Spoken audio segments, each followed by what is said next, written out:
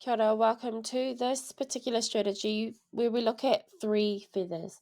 So this sits in our harvesting category where we look at surfacing what's been important learning for the group in a particular meeting, workshop, or learning session.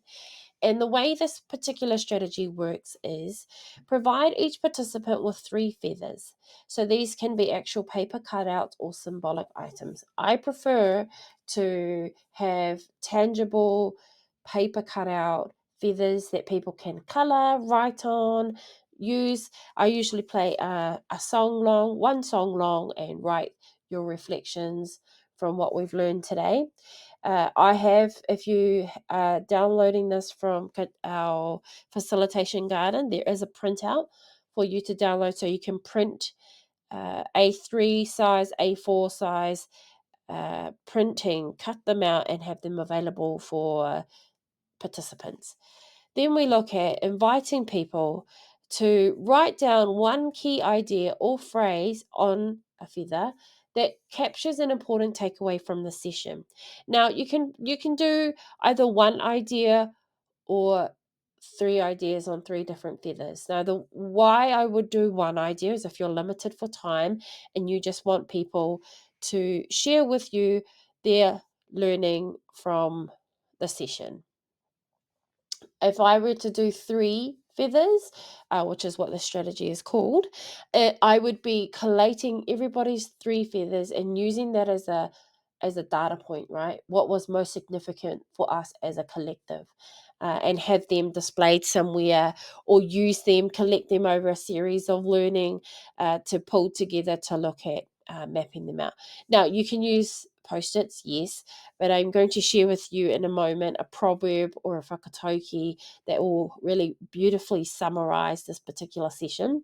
So, this activity encourages individual reflection and helps participants distill their thoughts into concise, meaningful insights. So, it's got to fit the feather, which for those in the room who like to talk, this is a wonderful way to have everybody have that reflection time for one song long, and then write down your three ideas on three different feathers and share one. And so the sharing can look different depending on your context. You know your people better than I do. After writing, participants can take turns sharing the ideas with the group.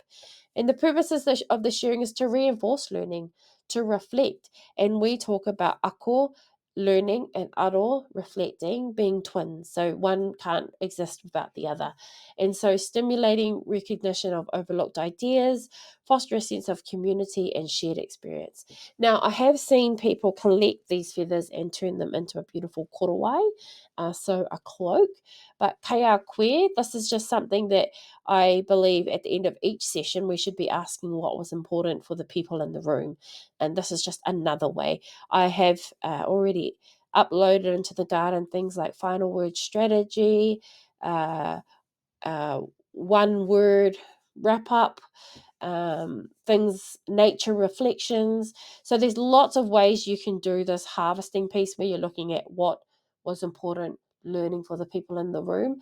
The reason why three feathers resonates with me is this particular whakatauki, and feel free, I will create this as a PowerPoint slide that you can download. Feel free to use this particular uh, metaphor, whakatauki, proverb, to frame up how you introduce three feathers in your meetings.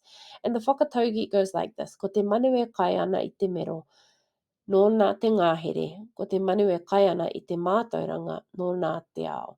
So the bird that partakes of the middleberry reigns in the forest. The bird that partakes of education reigns in the world. And so this is setting up the scene in that we really want to be looking at what learning occurred here for us. And so if we look at one of the quotes from Think One Team, it's not the team building activities, the shared food, it's the learning together that helps teams collaborate and grow. And so when we look at highlighting the power of knowledge, this whakatauki can beautifully tie into the notion of growth and learning associated with the three feathers. There are other whakatauki too that sum up this beautifully, but this is the one that appealed to me. This is a kereru bird, very precious in Aotearoa, New Zealand. And I just encourage you to think about how you might be able to use the three feathers in your spaces. Kia ora.